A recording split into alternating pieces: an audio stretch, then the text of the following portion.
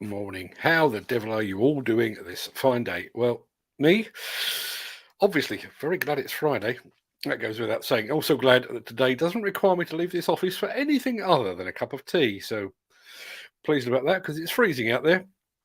Also excited about some very important things we have coming down the pipeline. Obviously, there is next week's Caterpillar World Premiere, Take 2. That will take place on Wednesday at 7 p.m. and there's another chance to win a damn fine Caterpillar hydraulic breaker model in that show. We're also working on a couple of new and exclusive films, one of which features the mighty JCB. And we have another little something up our sleeve that we will be revealing a bit later in the show. So stick around for that. Now, without further ado, let me roll the intro, post the question of the day, get this show on the road.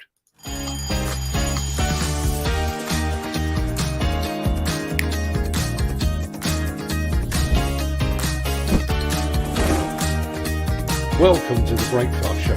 I'm your host, Mark Anthony.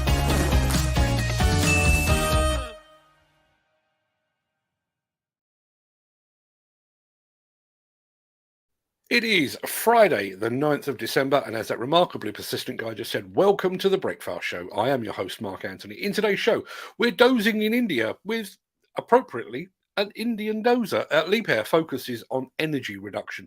A US demolition contractor professes his love for all things Hyundai. Komatsu is crushing it at Bauma 2022. Plus, as I mentioned earlier, we're going to give you a glimpse of the future in more ways than one. And we will get to all of that in just a second. But first, let's see who among the rich and the shameless will be celebrating a birthday on this day of days. Happy birthday! And it's many happy returns to poet and Puritan John Milton, Paradise Lost, if you're wondering, and to the pioneer of the frozen industry, Clarence Birdseye. Yes, Clarence Birdseye is a real person. Happy birthday also to actors Douglas Fairbanks Jr., Kirk Douglas, Beau Bridges and John Malkovich, to comedian Red Fox, to actress Judi Dench, and to pro wrestler Kurt Angle. Many happy returns to them, one and all.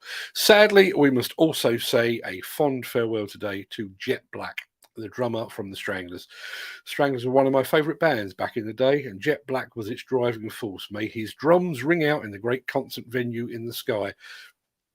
And just before we move on and get this show on the road, a very quick story. Does anyone remember those old style London buses with the open back that you could jump on and, if you were a child, jump off while the bus was still moving? You do? Good. I was on one of those buses in Brixton, of all places. Decided now, this would have been around about 1981, I would guess. I decided the bus is moving, but I'm perfectly capable of landing and running, so I jumped off while it was still in motion and ran straight into a man wearing a black leather jacket. The man wearing the black leather jacket was Hugh Cornwall, lead singer of the Stranglers. I don't suppose for one moment that he is, but Hugh, if you're watching, apologies again.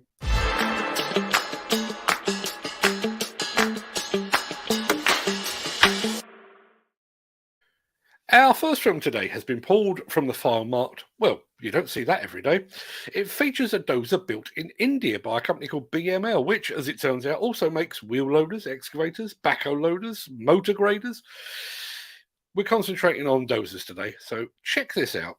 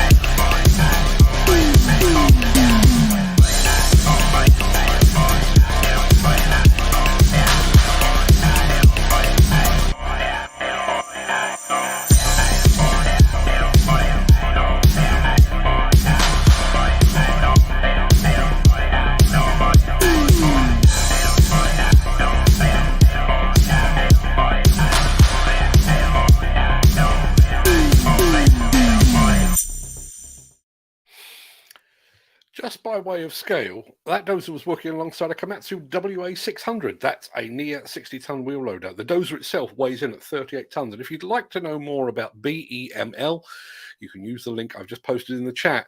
Ken Hatter has just said they look like models. I can assure you they are the real deal, but they certainly did. The colour of the ground, I think, made it look slightly more staged, but trust me, they really are a real thing.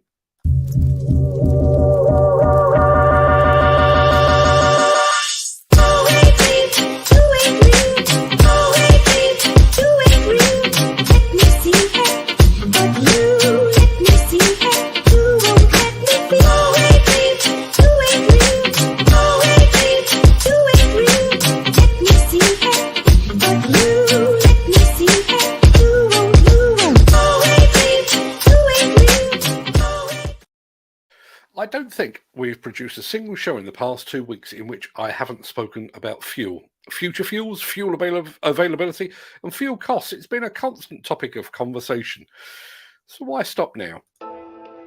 At Liebherr, we continuously strive to lower our impacts on the environment. In particular, we are focused on reducing CO2 and other harmful emissions through conscious behavior and innovative products. As a result of decades of research and development, Liebherr Power Efficiency Solutions provide valuable savings to enable customers to meet Scope 1 greenhouse gas reduction targets. Installed as standard and fully embedded in the newest machine software and hardware. These features require no additional maintenance cost or any extra operator input. Some LPE solutions can even be retrofitted on existing machines. By maintaining the same level of productivity, LPE solutions improve overall efficiency of the powertrain while reducing energy consumption and the carbon footprint. For example, already equipped on our last generation machine, the combination of LPE engine control and hydraulic control provide up to 20% less fuel consumption compared to previous models. These solutions are part of the Liebherr Mining Zero Emission Program, aiming to support the global mining industry towards decarbonization and provide fossil fuel-free equipment by 2030.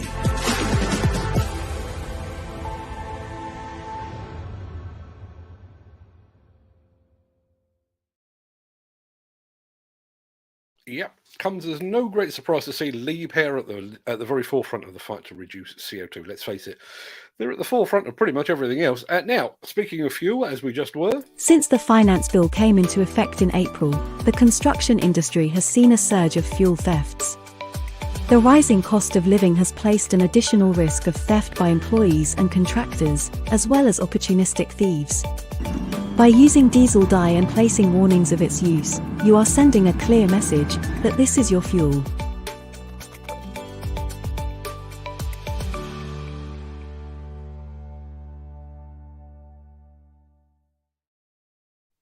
We are heading for Germany yet again in a minute or two, but we're going to take the long way round. In fact, we're going to stop by the good old US of A to hear why an American demolition contractor has pledged his allegiance to Hyundai.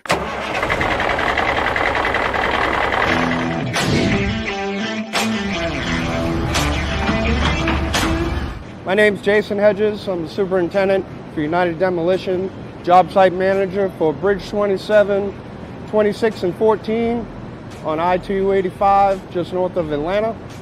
I've been with United Demolition for 2 years. We have multiple 330 excavators, the Hyundai loader, multiple 235 excavators, which are nice and tight conditions. We utilize the Quick Connect on all of our machines, which is a nice setup. It's versatile. So especially on the bridge demolition projects, we like to use the Hyundai breaker attachment. What's ideal with that, accompanied with the quick coupler, it's the automatic greaser. It makes it easy to maintain. They're a great hammer compared to some of the other ones that we've used in the past. We work 12-hour shifts. On a shutdown like this, we're working 24 hours a day, 7 days a week. That's working with the MOT and the DOT to keep these roads shut down for a limited amount of time so they can open them back up for general traffic on Monday. The crew members at NED work pretty hand in hand with us. If we have a closure like this, usually they'll have a tech come out, or they have a tech on 24-hour standby. Anything that we need, we can usually get them in the southeast to come out within an hour or two. Our newest addition to the fleet is the 235 compact excavator. The tail section doesn't go out past his tracks. A lot of the times if we're working in a one-lane side of the highway, you can spin and know that you're not going to go into traffic. They're good for tight conditions around corners. They're really a versatile machine for all those applications. So as one of the managers for the equipment, we have HiMate on our tablets, and it's an ideal system. I can hit any machine in the fleet, see where it is, see the next service interval, or if there's an issue with the machine, I can call the team members at NED and rectify it right away. It also is another line of communication that if our operators are real busy, we can manage the equipment without bothering them to get the data. I would recommend Hyundai construction equipment to other guys in this industry. They're a great machine, they're versatile. My operators speak highly of them. We have no complaints. I would highly recommend Hyundai equipment. Hyundai construction equipment. Love the features, trust the performance.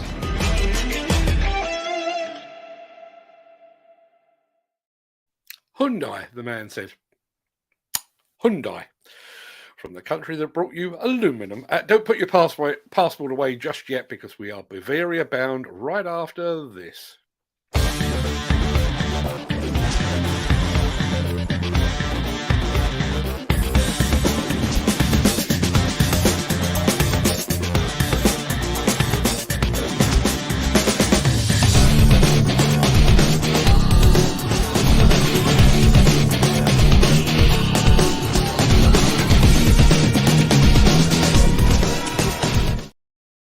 Every time I think we're getting close to the end of all our post-Bauma coverage, I find something new to bring you.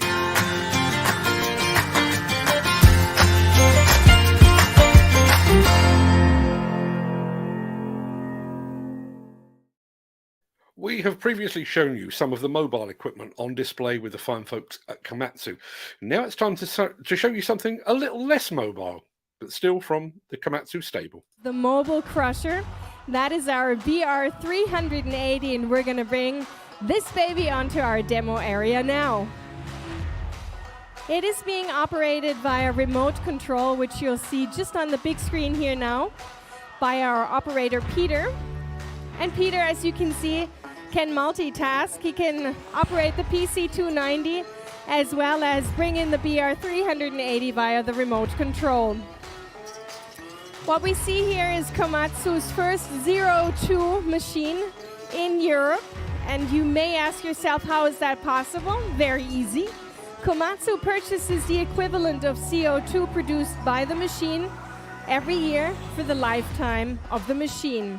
It is a self-propelled machine that feeds material into the jaw crusher via the vibrating hopper and then crushes it to a variable size between 50 to 400 millimeters.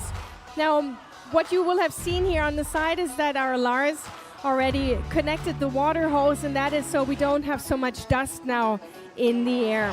So I'd say let's load up this mobile crusher and see it be put to work. Come on, Peter, go for it.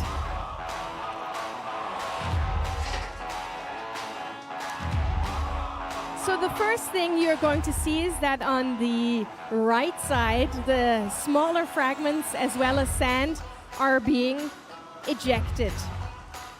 So let's get rid of those first. And now let's go for it.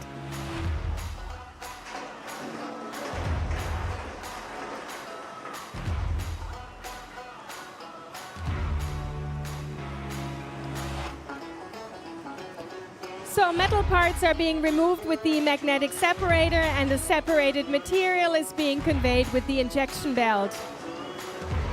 We also have internal sensors at work here, so in case there is a blockage, they immediately register it and they stop the blocker if need be before any damage can occur. And this is quite spectacular actually from the shows we've done during the rest of Bauma. is that, as I mentioned, we have the water connected now, so there's no dust and particles flying through the air right now. So I'd say let's wait just a moment until it's finished. Lars is gonna check right now, see how much we still have got. A little bit still in there, but I think it's looking good. Now, all the parameters for the crusher as well as the conveyor belt, they can be very easily read and checked just on the side on the input panel. And then they can be controlled on the color display, and that's what you're going to be seeing in just a few moments. Lars will be showing that to you.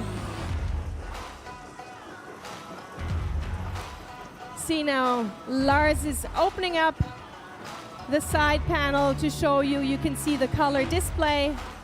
Everything seems A-okay. And what Lars is also going to do, he's going to switch to manual control. As you saw a little bit earlier, Peter was using the remote control to bring it in.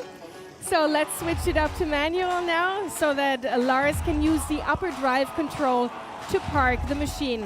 First, of course, we have to disconnect the water hose. Rainer over here waiting very patiently on the WA320, which I'll tell you about in just a few moments.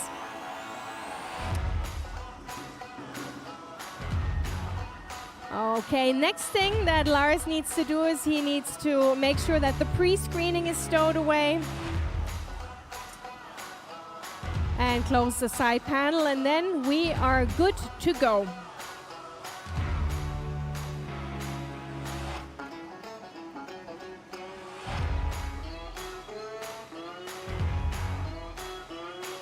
And there we have the crushed material, by the way, if you want to take a peek. Okay, here's our Lars coming back up. Now, if you could just park it back over there, because we need our demo area free again. Okay. As the kids apparently say these days, Komatsu is crushing it.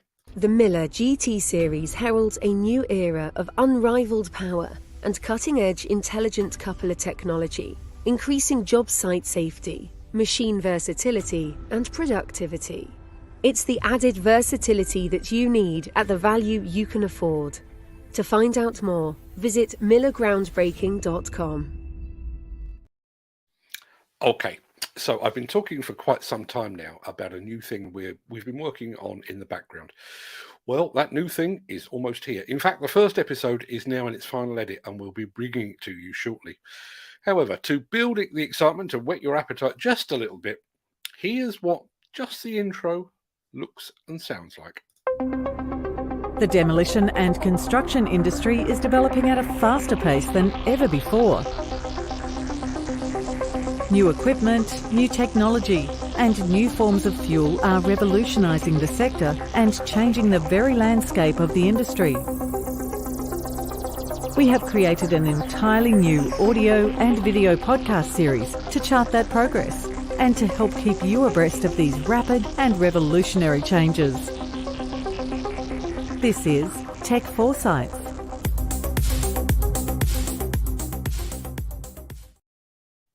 Pretty funky and futuristic, I think you'll agree. Now, just to give you a little bit of background, if you want to know about demolition and construction equipment, there are plenty of places you can read and watch that kind of thing. There are magazines, websites, YouTube channels, all dedicated to the latest developments in heavy iron. But perhaps the greatest changes in the sector are happening in the sphere of technology. And as far as we know, there is nowhere that you can learn all about that. So we've decided to set that straight with our new Tech Foresights series. That's T4S for short. And yes, it was slightly inspired by T2, Terminator 2. The shows will be available in both video and audio form, so you can watch them when you have a moment, or you can listen while you're on the move as well. I can tell you that the first episode will feature a company called Built Robotics. Built Robotics, based over in San Francisco, has developed a system that allows pretty much any excavator to be converted to totally autonomous operation. Not remote control, but autonomous. I know there are systems like the excellent Remo Quick system that allows you to convert a machine to remote control. This converts an existing excavator to an autonomous excavator. I actually recorded the first episode earlier this week, and we're just putting the finishing touches to the edit as we speak. I hope to have that for you early next week. And just so you know, we're not starting any new channels for this. If you follow us on YouTube, Facebook, Instagram, anywhere else, you'll be able to watch right there. If you follow us on Spotify or any other podcast platform, you can catch it there too. And if all of that fails, the shows will also land on Demolition News just as soon as they are ready. I hope you enjoy consuming them just as much as we've enjoyed putting them together, and there's plenty more to come. So watch this space. Sorry to interrupt the guy with the funny glasses, but if you're enjoying this video, please hit the like button as it helps our channel. Or, better still, share this video with a friend or a colleague. Thank you. Right, back to Beardy. Right, that pretty much wraps up the main part of this morning's show. I'm going to roll the outro in just a second before leaping gazelle-like over into the chat to see what you're all saying today. If you can't stick around for that, then please stay safe, look after yourself, your family, your friends, and your colleagues. Have a great day, have a great weekend, and thanks for watching. But if you do have the time and the inclination to talk all that we've seen on the show, anything else that grabs your attention, I'll see you on the other side of this.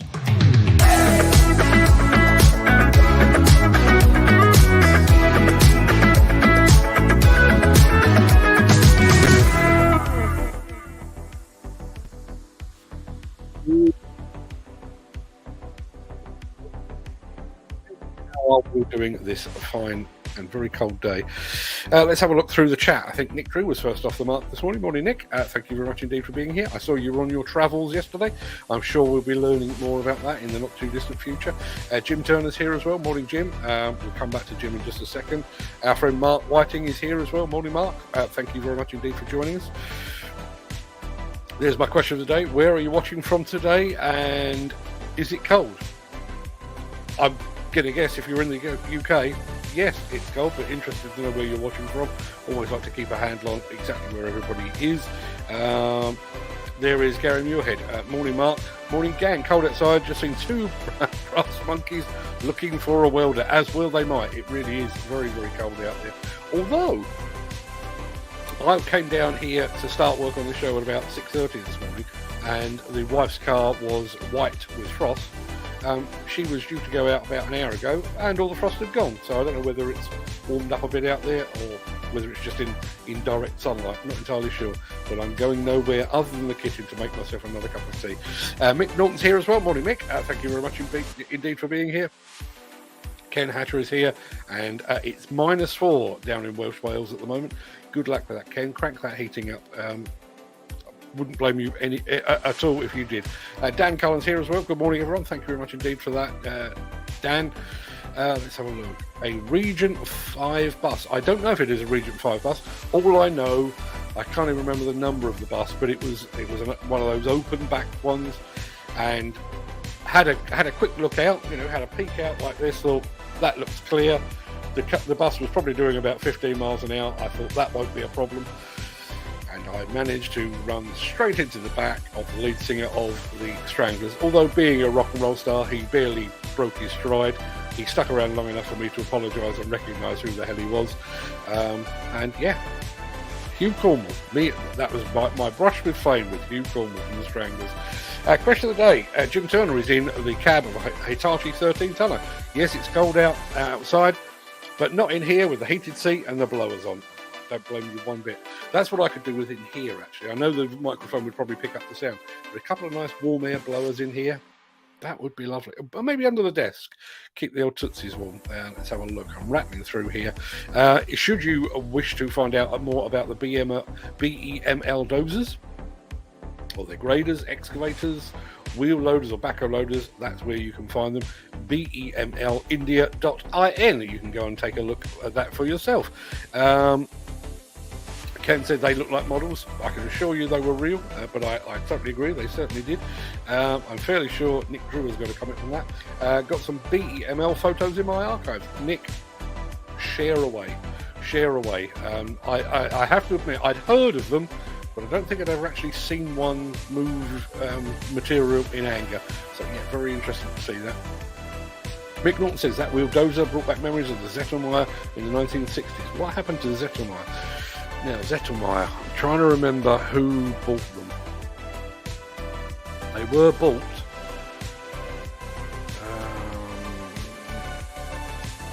I can't remember, because I know Zettelmeyer were purchased and I know Hanomag were purchased, but I can't remember where either of those went. Let me go back through the notepads at some point and I'll see if I can figure that out. And does anybody remember, speaking of wheel dozers, does anybody ever remember the Tiger? Anyone remember that?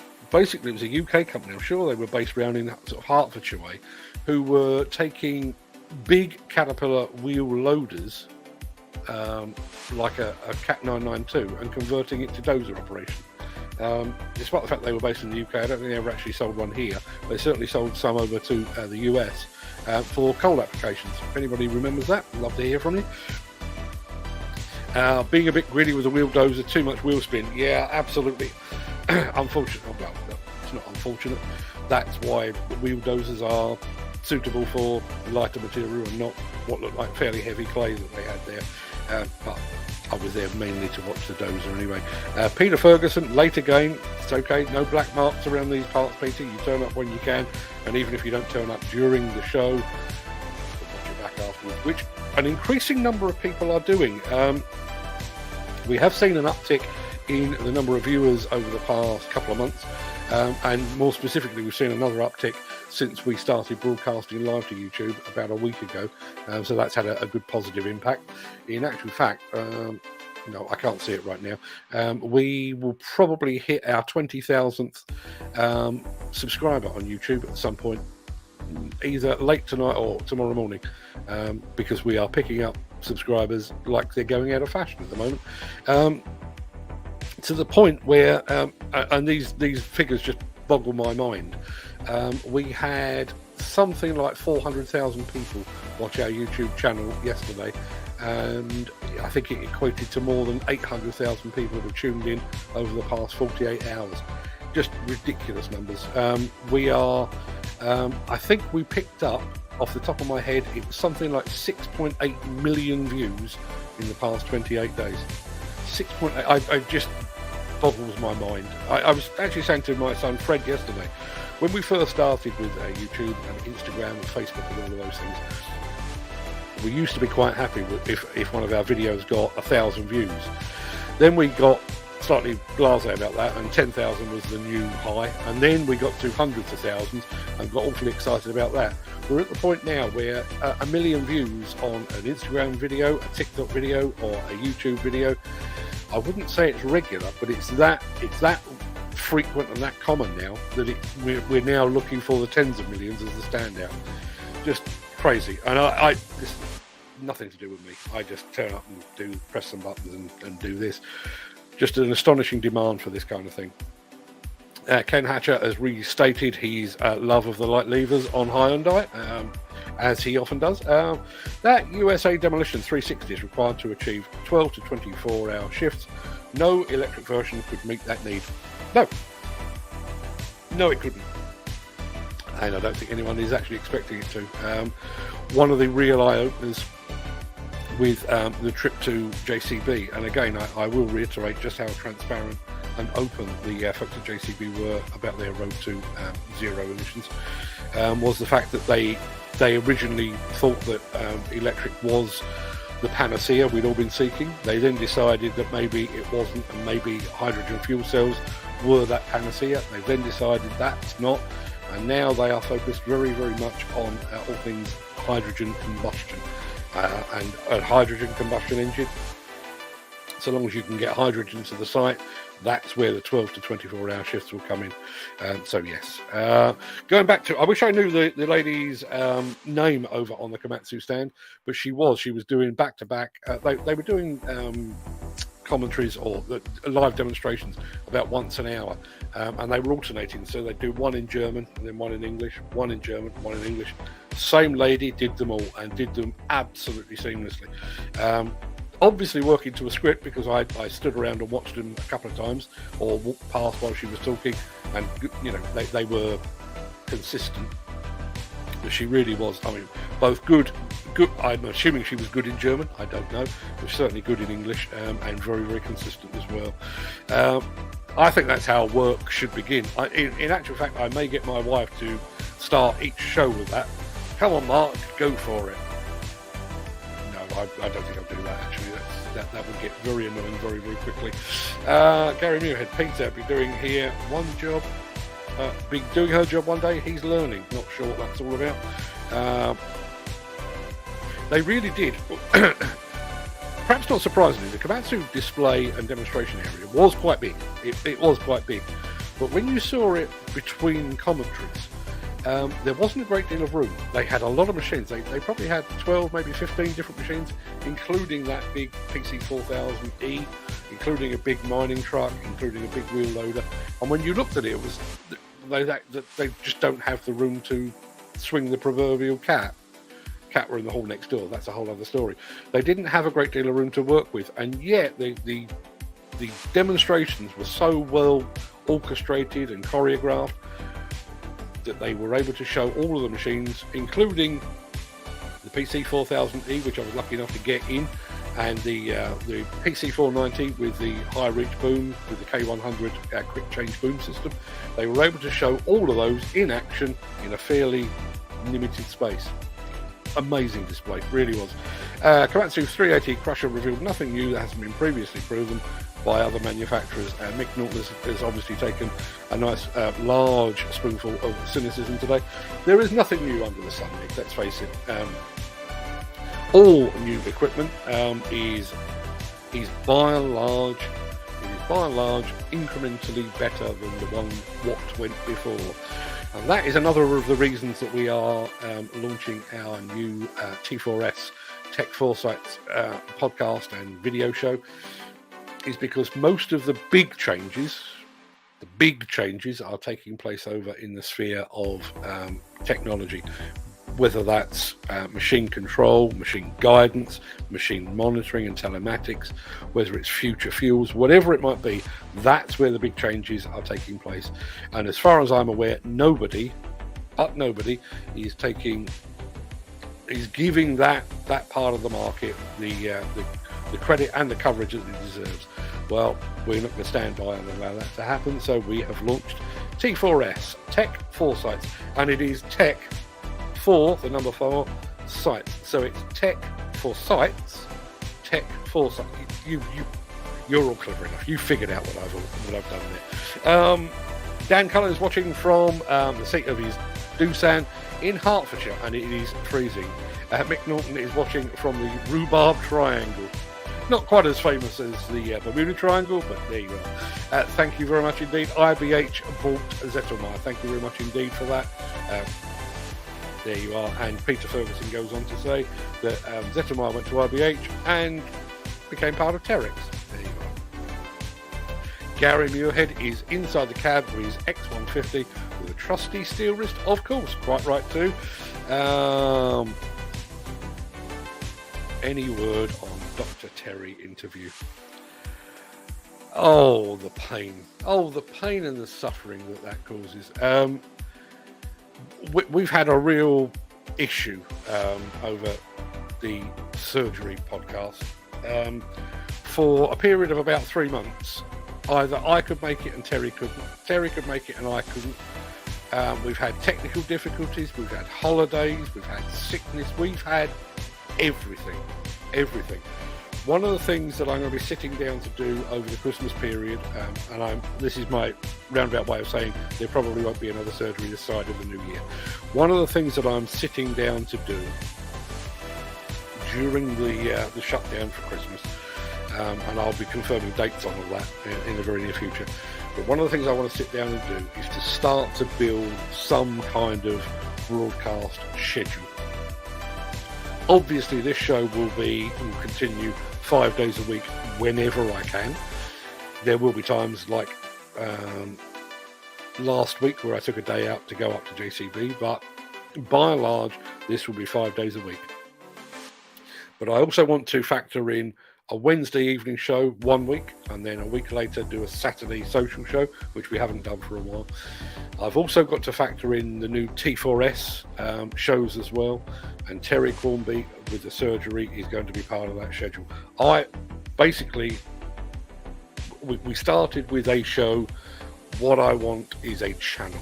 I want us to become the destination for all things demolition and construction equipment.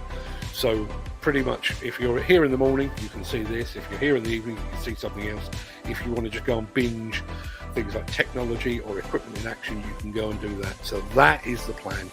But I've got to sit down and draw up that plan, and that's one of the plans. And so in answer to that was a long and drawn out and frankly fudging way of answering your question. Terry will be back, just not yet. Mark Whiting, question of the day. He is in his 4CX with the heated seat on. Heated seat. How nice would that be right about now? Well, that's amazing, Mark. Keep it up. Thank you very much indeed, Dan. Let's have a look. Tilting bucket looks the business on the 360. Yes, it certainly does. Jim Turner says that's what makes plant machinery interesting. It's a progression on what's gone before, but not always. Do you know, here's a thing. It's a minor thing. Has anyone experienced this in the field of plant?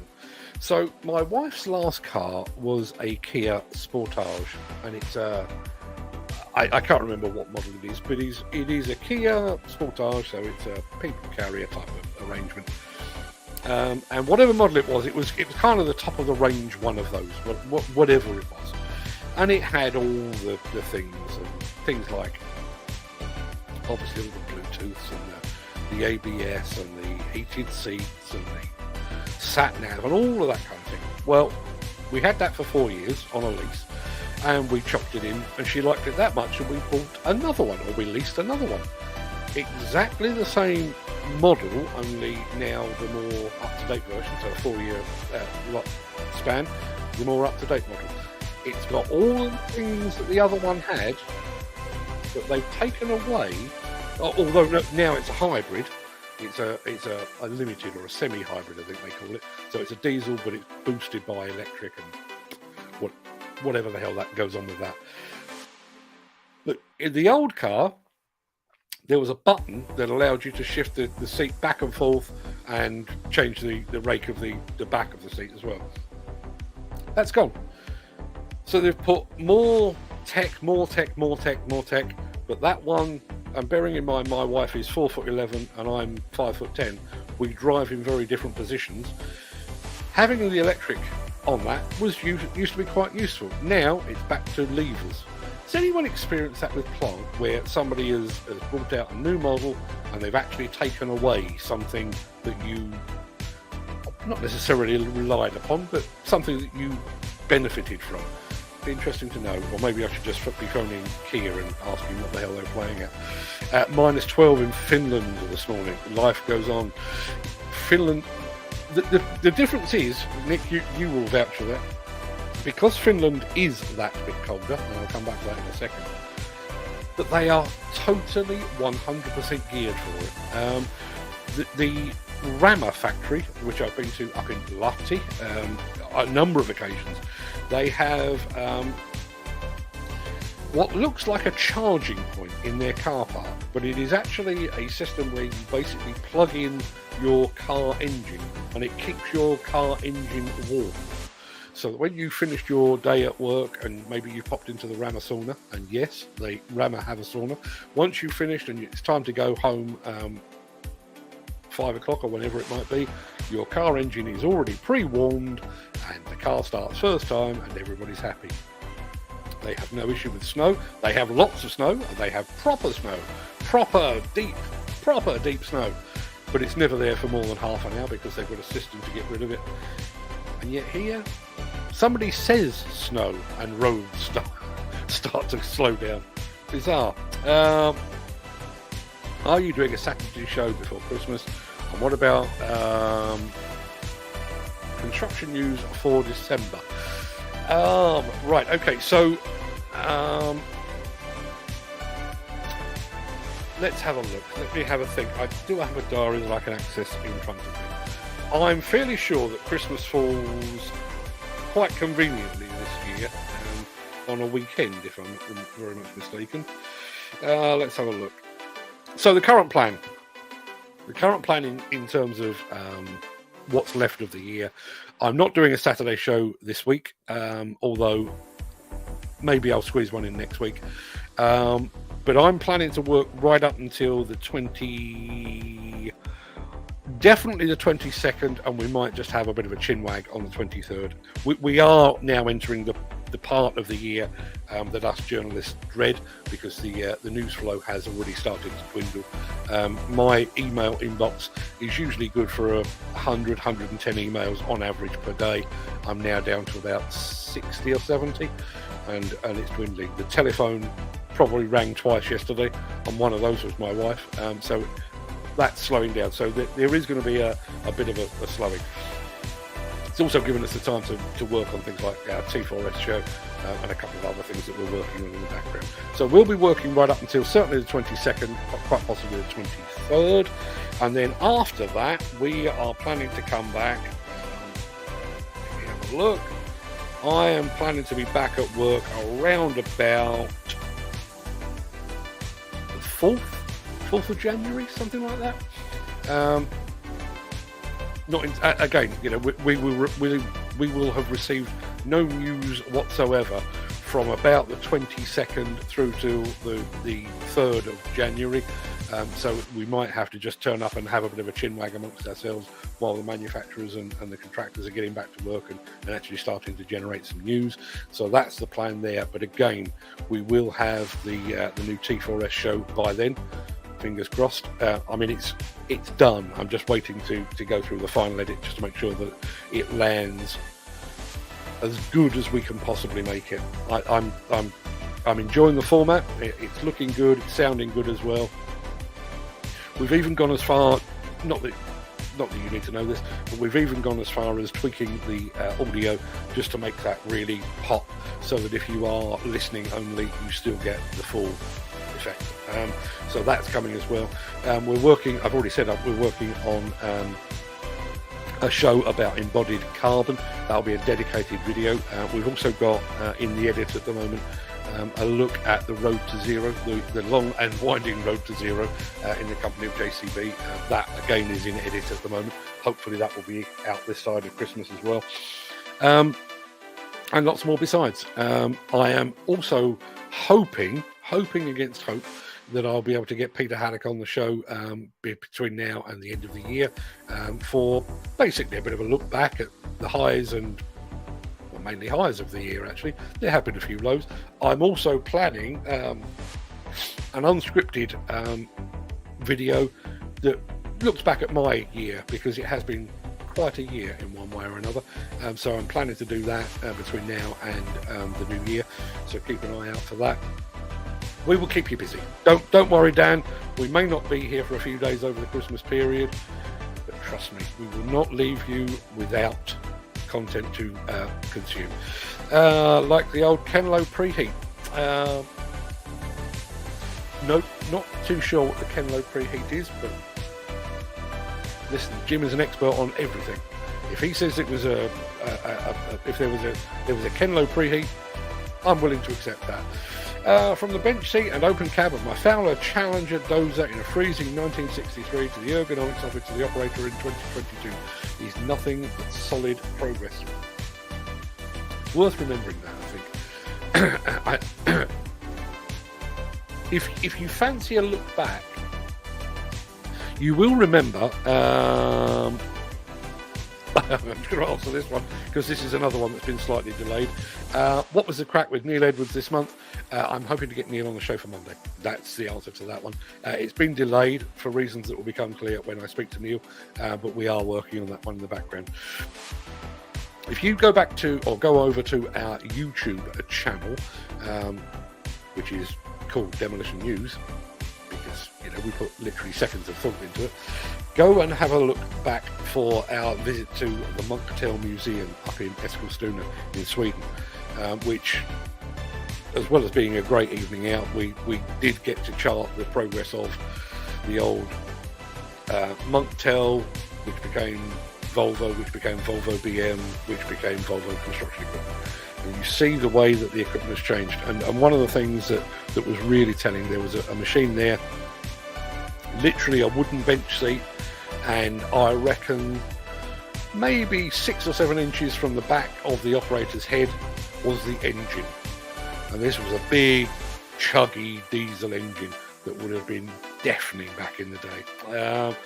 Just going to say a very quick one. Have a good weekend, my friend. You too, Gary, and thanks once again for the t-shirt, but even more so for the root beer. Dan Carlton, thank you, Mark. Looking forward to another year of fantastic work from you, Peter, Nick, and your son. Hope to meet you in person in 2023. I look forward to that, Dan. That's one of the things, I'm going to do my own personal look back at the year, completely unscripted. I'm probably going to take myself off somewhere else to do it and just do it completely off the cuff. There were many highs, many highs. Obviously Hillhead, obviously Bauma, obviously my trip to Sweden, obviously my trip to the Nürburgring and all of that kind of thing. There were other highs as well.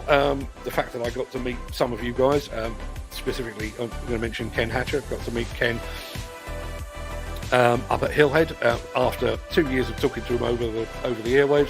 Finally got to meet him in person. But that's been one of the drawbacks, I think, over the past year. I haven't got to meet as many of you as I would like. I really desperately want to get out to Scotland, partly to meet Callum McIntosh, partly to meet Gary Muirhead, but also because I need to pay a bit of a pilgrimage to a plot of land that belongs, and it's a plot of land about 6 inches square probably, that belongs to my old best friend, who is sadly no longer with us. His family bought him a plot of land that allowed him to have the title of Lord, obviously, and they have since passed that on to me, and I've never been there. So my plan is at some point, when the weather's a bit nicer, to get myself up to Scotland and hopefully tick off a few of you folks as well while I'm there. Nick Drew, I'm planning on winding up for Christmas on the 16th. I need my construction industry 2-week shutdown. Don't blame you at all.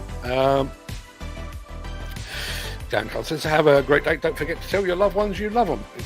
I'll do that immediately after the show. And you. No, I'll save it for the round up of the year. Definitely up for a meet if we cross paths next year somewhere. Jim, it would be an absolute pleasure. Really appreciate your support and the support, obviously, of the likes of Dan and Gary and Callum and Mick and everybody else. It would be fantastic. One of the things that we are working on, just so you're aware, I realise this is going to be deeply inconvenient for those in Scotland and probably those in Yorkshire as well. But myself, Mr. Drew and Mr. Haddock and my son Fred will be at Plantworks next year. I'm hoping that we can organise some kind of a meet and greet during the show. So if you are planning to go along to Plantworks, please keep me posted. I'll keep you posted. There are big plans for Plantworks. I can't tell you too much at the moment because they're still being worked upon. But one of the plans that we have in mind is to literally do a meet and greet, quite possibly in a dedicated space. We might even do it on one of the major exhibitors' stands, so you can come along and you can actually get to see what this looks like in person. Trust me, it looks much better on a small screen. I warn you in advance. Dan Cullen says, that would be great. I'll definitely be there. In that case, Dan, you are very high, if not at the top of my list of people to meet. Jim Turner, me and the lad are definitely open to do Plantworks. Fantastic. Well, Jim, count me in. Dan has already blocked the week off. Yeah, I've done exactly the same. And we're doing the same over in ConExpo as well. That one is coming together. Obviously it needs to because it's in March, so it's a little bit sooner. We are working on that as we speak. Literally booking hotels and flights and various other bits and pieces. Just got one more thing to confirm because we might need to be in Vegas a day or two earlier, but just waiting for that to take shape, and then we can press the button on the flights and the hotels, and we will keep you posted. And we were talking, and when I say we, I was talking to Fred about this. Excuse me. When I did the last ConExpo, it was before I got into this whole live streaming malarkey, and so we did a few Instagram lives from the Las Vegas Convention Center, but we're going to do things a bit different this year, and I think we've hit upon a pretty smart solution. Without going into too much detail, because you'll be bored to tears, I can take this show, or the recording of this show, and I can rebroadcast it. So, obviously, if I put together a show at, and I don't know the exact time, but if I put together a show while I'm in Las Vegas at the convention center. I will be broadcasting US time. So effectively, I'll be broadcasting while you're all asleep. However, one of the things I've got in mind is to basically go to the gather as much as I can, take some highlights from that, and broadcast a show on US time. But then when that's over and done with, take that show and rebroadcast it for 10 a.m. UK time for while I'm away. So I won't be here. I'll be there, obviously. But even though I'm away for a week, you should be able to turn up at 10 a.m. in the morning, and at least once or twice, if not 3 or 4 times, you will be able to turn on exactly as you normally do, and the show will be coming to you from Las Vegas. Love to be able to do that. We have the technology. It's more a timing thing than technology. We have the technology, so hopefully that's the way we're going to roll over there. The long ago practice of setting fire under the air inlet with a Cat D8H dozer in freezing winters work wonders after a donkey engine start. They don't know they're born today. No, absolutely. And the funny thing is, there's the converse or the inverse of that.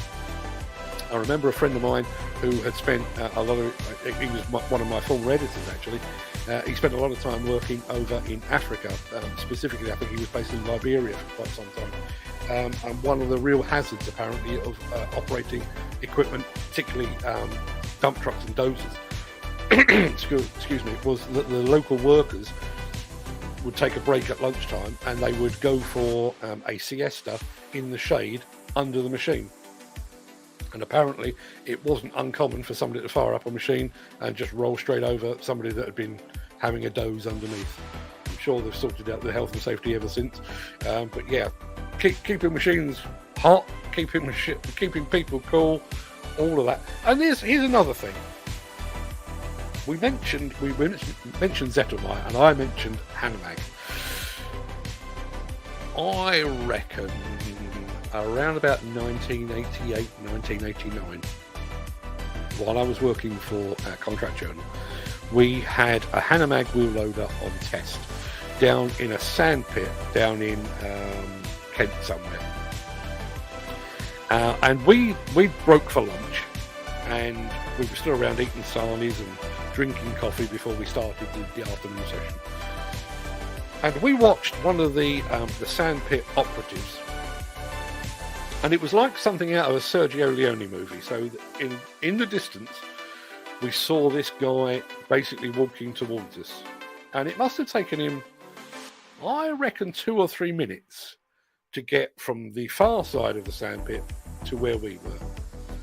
And he walked up to the Hanamag wheel loader, had a pee in the bucket, while we were all stood there, had a pee in the bucket, and then turned around and walked back again.